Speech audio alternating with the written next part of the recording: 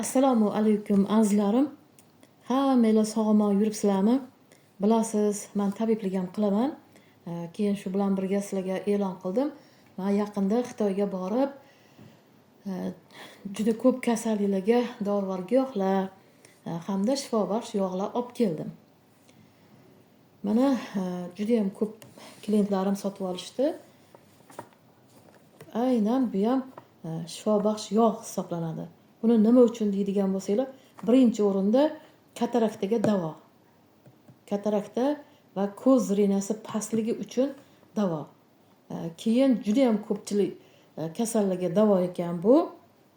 Buni muntazam ichib yurilsa, saharni butunlay yo'qib tashlaydi, qonni tozalaydi. Keyin tez shamollab qolaveradigan, masalan, tez shamollab qoladigan insonlar bo'ladi-ku, keyin bolalarga ham davo. Keyin yana nima desam bo'ladi? Gaymarit, angina, shu bo'lib qoladigan, tez shunaqa bo'lib qoladiganlarga ham juda ham yaxshi davo ekan. Endi nimaga bu qadoqda emas deb so'raydigan bo'lsangiz, buni men tabib bobodan sotib oldim. Bu yerda mashhur Guanchouda Chen degan tabib bobo bor ekanlar, yoshi 80lardan oshgan.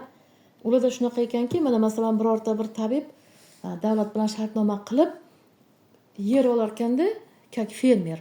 O'sha yerda har xil giyohlar dorivor o'simliklarni yetishtirib, o'sha dorivor o'simliklarni yog' olinadigan bo'lsa, dorivor o'simlikdan yog'larni olib sotishar ekan. Men uni litrli olib keldim shuning uchun.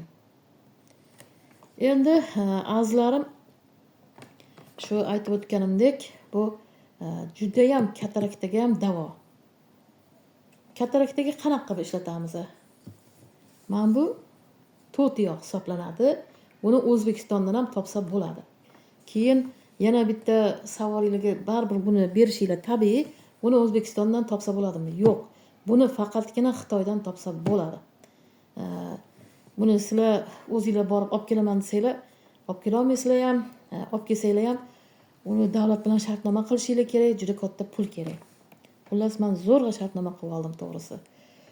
Demak, azizlarim, bunda kamida shu 36 xil o'simlikni yog'idan olingan. Demak, uni kataraktaga qanaqa qilib ishlatamiz? Buni kataraktaga mana shu yog'i 250 gram olinadi. Mana aynan 250 gram olib, mana bu to'tiyo. Buni O'zbekistondan topsa ham bo'ladi. Mana shu to'tiyo degan tabletka. Mana shu ko'rinishda bo'ladi. 250 gramga mana shu to'tiyoni maydalab, xohlang cho'pperda, endi cho'pperda maydalash shart emas, chunki o'zi ko'rib turibsiz, ja unaqa katta emas. Qovunchadami yoki qo'ldami, xullas nimada bo'lsa ham maydalab 250 gram yog'ga solasiz.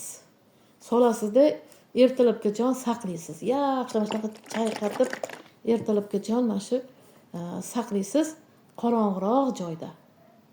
Keyin agar muzdek joyda bo'lsa, muzdek quyib bo'lmaydi, sal ilitib yorasiz.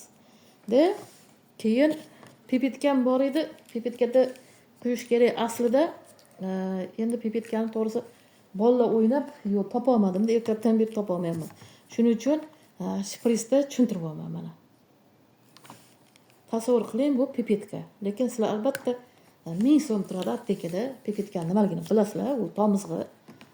Xullas, mana to'tiyoni aralashtirdinglar.